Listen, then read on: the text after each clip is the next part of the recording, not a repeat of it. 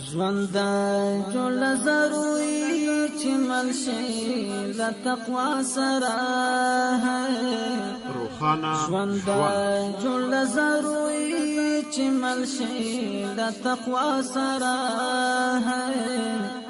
زاد آخرتي خو چې سرشي له معنا سره زاد آخرتي خو چې سرشي له معنا سره روخانه ژوند ژوندارا معلوم شي د یوسف ساګان نومیتا ژوندارا معلوم شي د تیر په څیر باندې په خبرونه کې مو تازه معلومات ته راوړي دي چې هغه په روخانه ژوند کې مونږ د اولاد په تربیه باندې مصروف وو دي کې تقریبا دې ته رسیدلی یو چې په ټولنیزو تعاملونو کې انسان باید ټولنه کې څه مراعات کړي پس د دې نه چې هغه کې د الله نه خوف او یره د اخوت او دارنګي د مرحمت او شفقت او د قرباني او د عفو درگذري او د جرأت اخلاق راشي نو د کې باید حقوق لحاظ او مراعات د حقوق وي په دې رابطه باندې مو مخکې خبرونه کې د مور پلار په حقوق او دارنګي د خپلوانو په حقوق او د معلم په حقوق باندې څه بحث بینوالو سره شریک کړو په دې خبرونه کې به ان شاء الله د ملګری حقوق چې څوک او څنګه انتخاب شي او سره څه تعامل شي دا به ذکر کوو دارنګ د مشرانو حقوق ځکه چې په ټولنیز نظام کې انسان د دې خلکو سره مخامخ کیږي نو هیله کوو د خپل ملګرو نه د اوریدونکو نه مینوالو نه چې خبرونه را سره تر اخره پورې واوري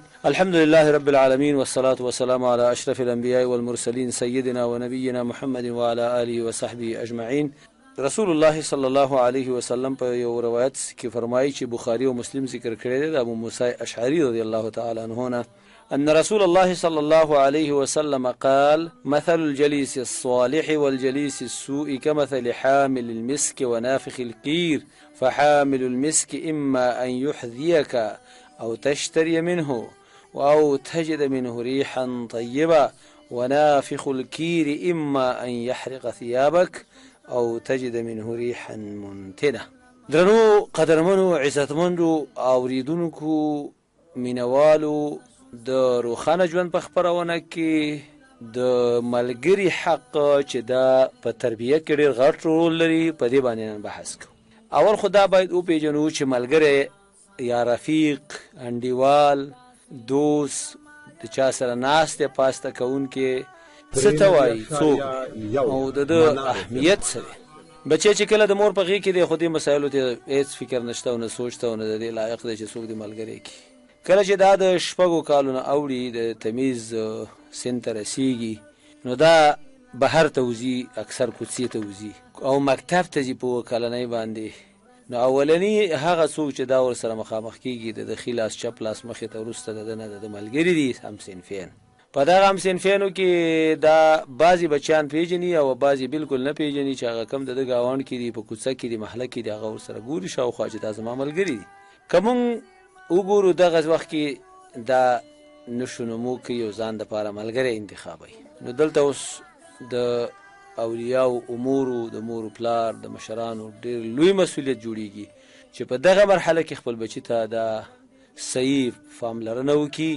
او د نظارت لاندې ونیسي چې دا د چا سره ګرځي دا خو ټولنه ده دې کې ښه او بد صالح او طالح و چاولام د ټول شته او د خو خلکو بچیم شته او د بدو پکې شته ځکه کل اناء ينضح بما فيه عربي مثل له هر لوخي کې چې څو بیا غاړي د چا چې څنګه مور پلار یو مغه شانی بچیم رالویږي چې د کور فضا څنګه یغه په سارام داسي وي نو په دې کې چې خلک چې مور پلار بد اخلاقه بد تمیزه بد اعماله بد کردار دروغجن لوچاک داسې خلک وي دغه لوچکی او بد اخلاقی دغه ماشوم مکتب ته راوړي دغه بچی چې تا په کور کې په اسلامي اصول را لوي کړی دی استاد لاسه اوته نو دا د دې چا سره مخ کیږي چې هغه د په ژوند کې ډیر مستقل مثبت او منفي رول لري یعنی یو سړی کېدلی شي چې د خملګری په وجه د بد اخلاقی نه او د بد کردارونو هغه راوګرځي ډیر خو اخلاق خاوند شي او یو سړی د خو اخلاق او د خو اعمال او د خ کردار خاوند د بدو ملګرو سره پناسته پاسته باندې هغه بد عمل او بد کردار او بد اخلاق وګرځيږي چې ترڅو ته به دغه مثال په ټولنه کې نشي ورکولای چې دا ټولنه به صالحي خدا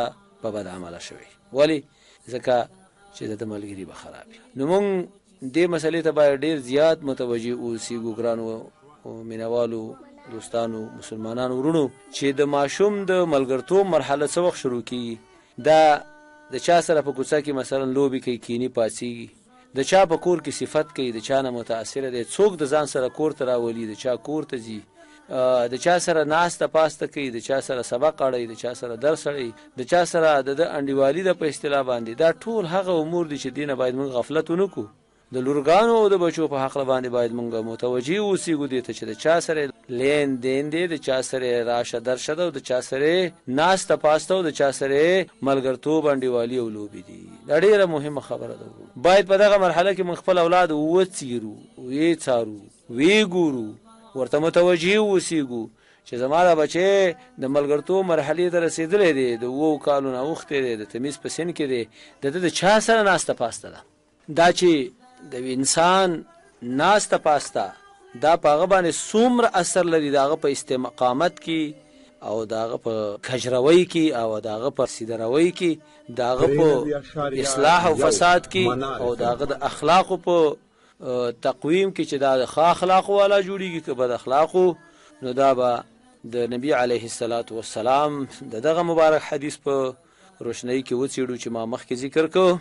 محمد رسول الله صلی الله علیه وسلم سید الاولین والآخرین، امام الانبیاء والمرسلین او امام المربیین، د ټولو هغه تربیت کوونکو امام چې څوک تربیه کوي، د مخلوقاتو روزنه کوي، څوک چې مخلوق تربیه کوي، انسانان تربیه کوي. لکه بعضې خلک وایي یاره زه د بزو چوپانې خو زه د انسانانو ته هغه تربیه کوي. زه د انسان تربیه ډېر اهمیت لري، انسان روزنه. دغه امام المربیین او معلم المعلمین او استاد الاستادین محمد رسول الله صلی الله علیه وسلم د تربیه په خاطر باندې یو بهترین مثال ورکوي، د یو عطر پروش چې د ښه ملګري مثال دی، او د یو آهنګر د هغه پخ چې هغه آهنګري کوي او بنۍ وهي، د هغه سره د بد اخلاقو والا مثال ورکړی دی. موږ او تاسو په ټولنه کې دواړه قسمه خلک پیژنو، ناسته پاسته ورسره لرو. یو طرف ته عطار دی، عطر خرڅوي، د هغه سره د انډیوالي ده. نو د هغه د انډیوالۍ په نتیجه کې به 3 خبرې شي. یا به په تا باندې هغه عطر ووهي، بوتل خوله به خلاصه کړي او په تا باندې به لږ ووهي. نو دا قانون دی، عطر فروش سره چې کېني اول در باندې عطر ووهي، بیا ستا زړه وشي، نو دویم نمبر کې دا دی چې ته بیا ترې واخلي، او دریم چې نه تا له درکې او نه ته واخلي، نو دغه ځای کې خو د خوشبویي خو د تا نه ایسارولی نه شي. ښایسته خوشبویي خو بیا تا له راځي که دغه خو د ده په واک کې نه ده چې د تا نه ایساره کړي. د دغه شانتې د یو نیک عمله صالحه او دینداره مؤمن مسلمان اخلاقی انسان که نر وي که زنانه وي، د بچي دپاره که لور وي که زوی وي، د هغې دپاره د انتخاب دغه ثمره شوه.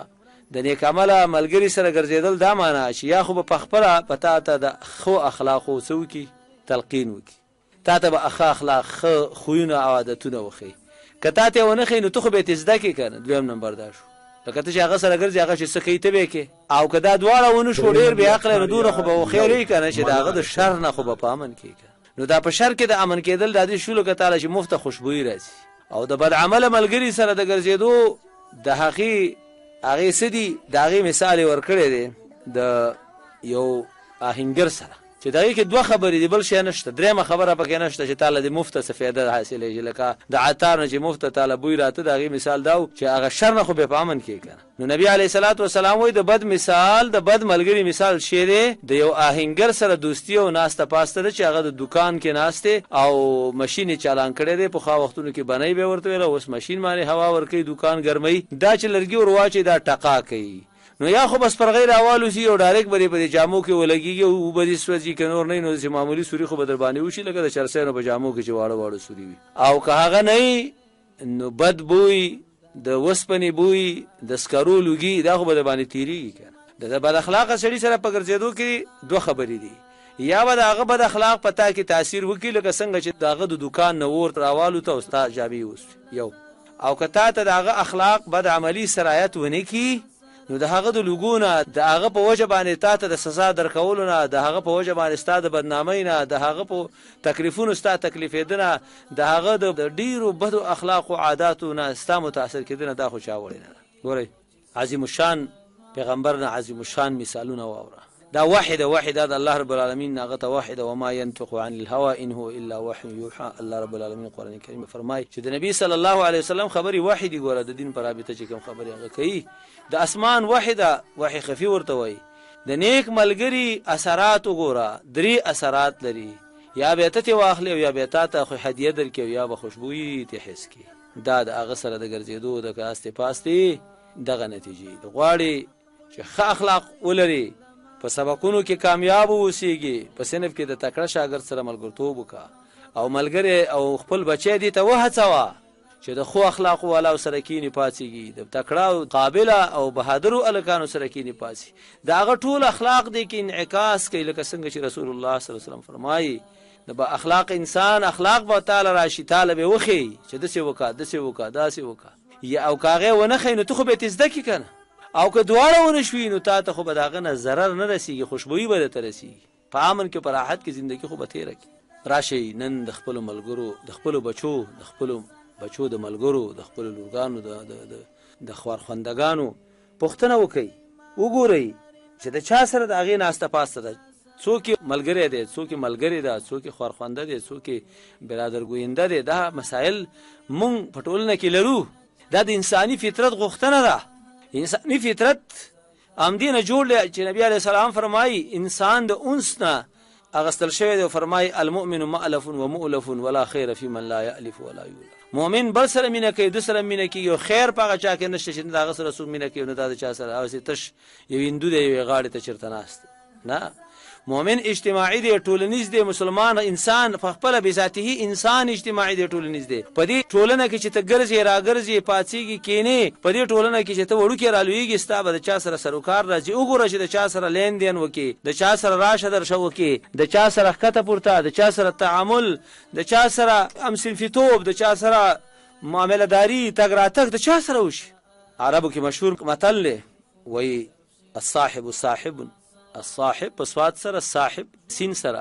وای ملګری د ورېځې حیثیت لري، لکه ورېځې سره چې څنګه سوري روان دی داسې د تا سره ملګری دی، ملازم چې د چا سره ګرځي. او وای لا تقل لي من انا بل قل لي من تصاحب تعرفني من انا. وای د ما نه دا پوښتنې مه کوه چې ته څوک یې، زما ملګرو ته وګوره.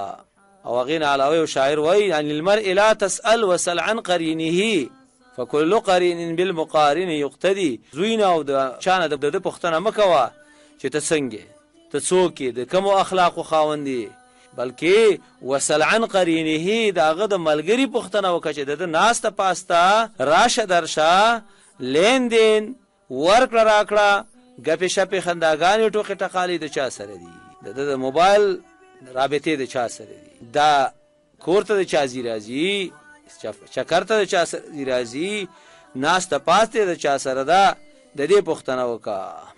ګوره ډېر بچیان په یو داسې سالمه ټولنه کې رالوی شي، په سالمه کورنۍ کې چې ډېره د ښو اخلاق او چې بهر ووته د بد ملګري سره ویوسېده میاشت بعد چې ګورې به یې په شونډه کې نسواري به سګرټ به یې په لاس کې سګرټي به د چرسو پونۍ به راکاږي او پوډرو ته به رسېږي. ډېر دوستان ورونه ملګري مونږ پېژنو په دې ټولنه کې چې د شریف خاندان د پاک خاندان خلکو خو د بدو ملګرو د وجې نه هغه ډېرو بدو عواقبو سره مخ شو، حتی چې په هغې کې خپل ځانونه د لاسه ورکړل، مړه شو.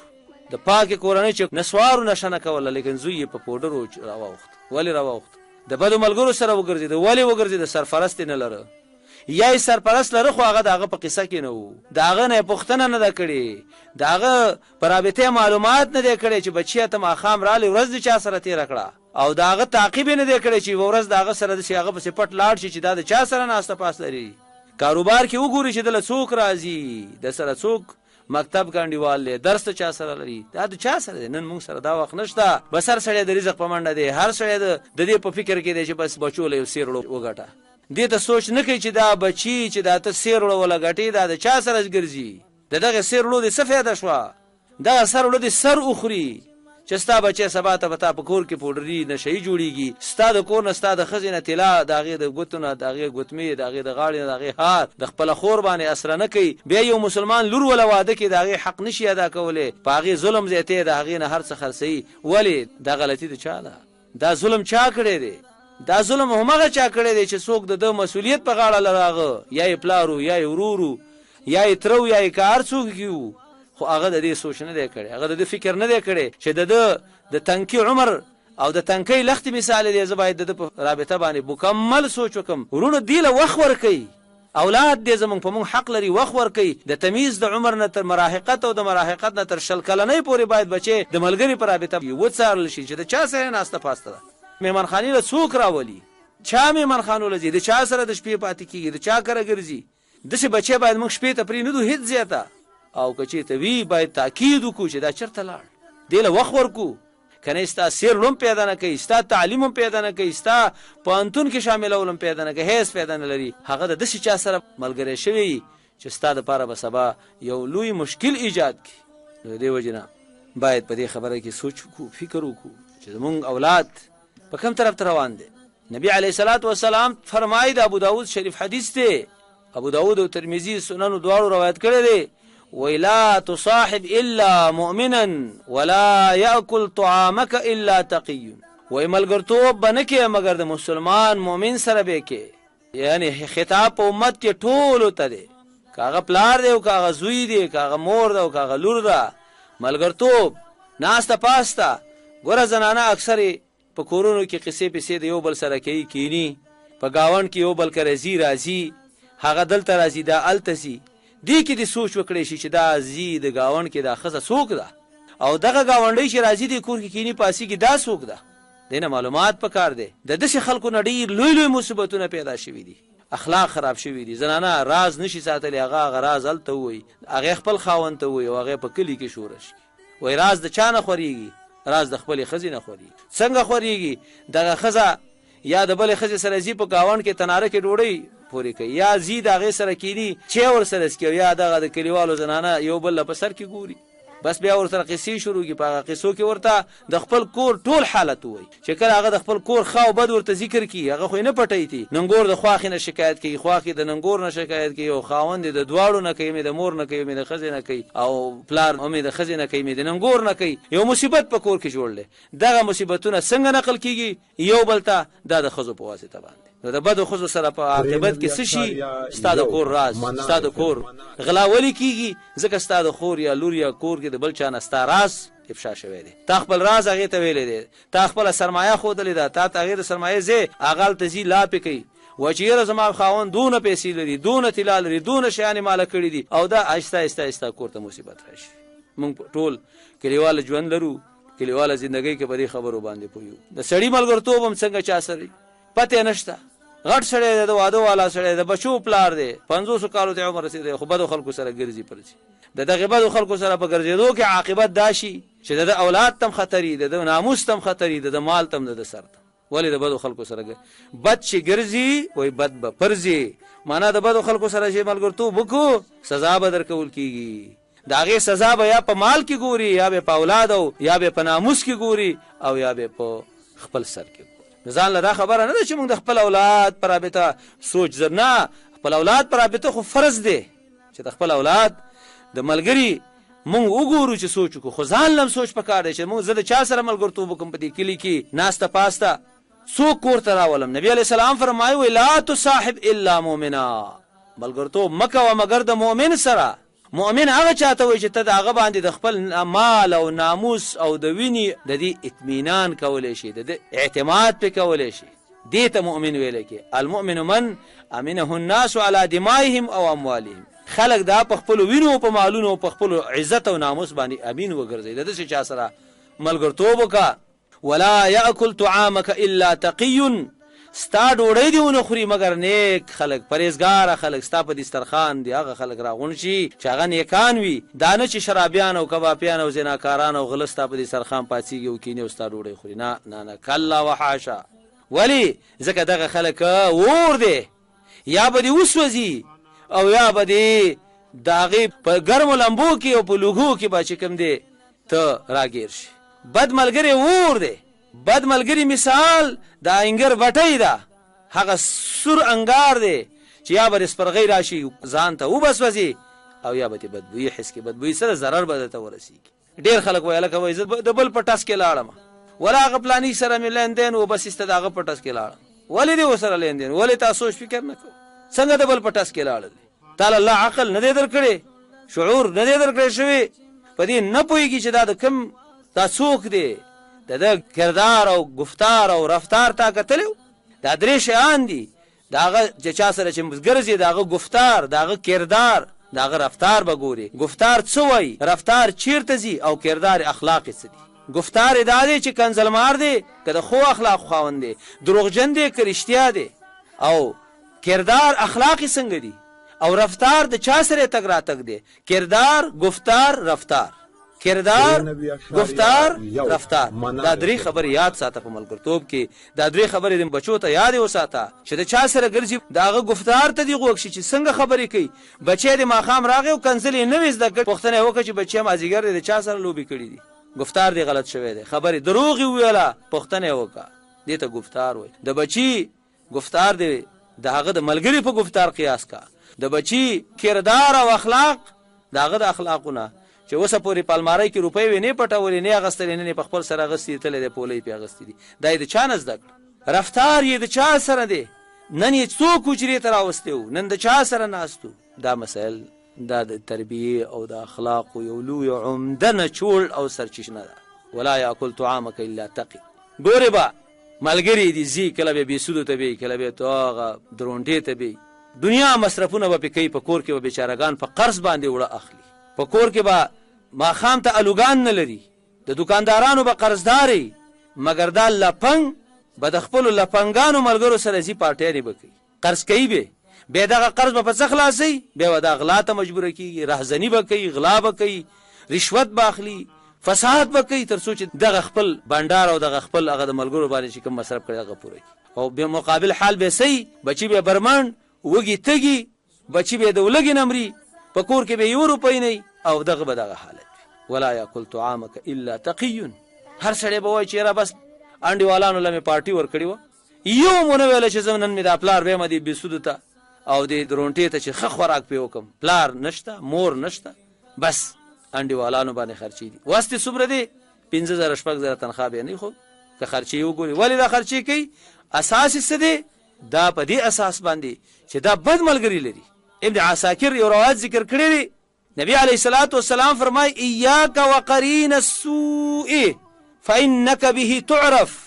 وی ځان د بد ملګري د ملګرتوب نه وساته، ته په هغې قیاس کېږي او په هغې پېژندل کېږي. که ته هر څونه ځان ته ښه سړی وې او هر څونه نیک سړی ته وې، خو چې تا سره ګرځي را ګرځي او تا په کور کې وځي نه وځي، دغې خلکو نه تا خلک پېژني او ستا قیاس پې کوي. د ترمذي شریف حدیث دی، ابو داود هم ذکر کړی دی. نبی علیہ السلام فرمائی المرء على دین خلیله فلینظر احدکم من یخالل. المرء على دین خلیله، هر سړی د خپل ملګري په دین دی. څه معنا؟ یعنی هر سړی د خپل ملګري کردار او گفتار او رفتار باندې ځي. کند هر جنس با هم جنس فرواز، کبوتر با کبوتر باز بباز. سعدي سی وایي کند هر جنس با هم جنس فرواز، هر جنس د خپل جنس سره الوزي، قارغه د قارغانو سره الوزي، خاروګانې د خاروګانو سره الوزي، او څاښه کې وایي د څاښکو سره الوزي، او توتیان د توتیانو سره الوزي، او یو چیرته تا کوفتره ونه لیدله چې د قارغه په او د زاغانو په قطار کې دا والوزي. کونه د هر جنس با هم جنس فرواز. دا چې د یو چا د چا سره ناسته پاسته ده، د هغه سره ګرځي را ګرځي، د هغه سره وځي نه وځي، دا د هغه په خوی دی. کونه د هر جنس با هم جنس فرواز، کبوتر با کبوتر باز بباز. کوتره د کوترې سره او باز د باز سره ګرځي.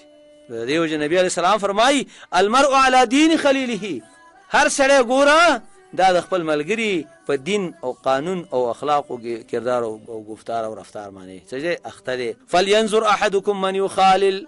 نو ستا خوښه ده چې د چا سره ملګرتوب کې، خو چې د چا سره د ناسته پاسته کېږي.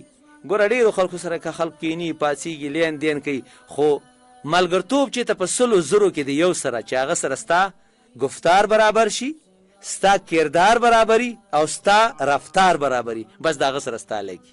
د چرسی به د چرسی سره ناسته پاستی، او د پوډري به د پوډري سره. د پوډرین چې ګوري دا ناستې د لوګي ښکش کوي، دا ټول د دې مجاز او طبیعت یو دی.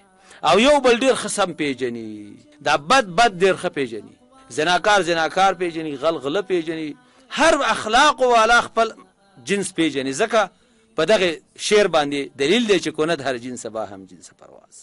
بس دا دې ضرورت نشته چې ته دې پوښتنه وکړې.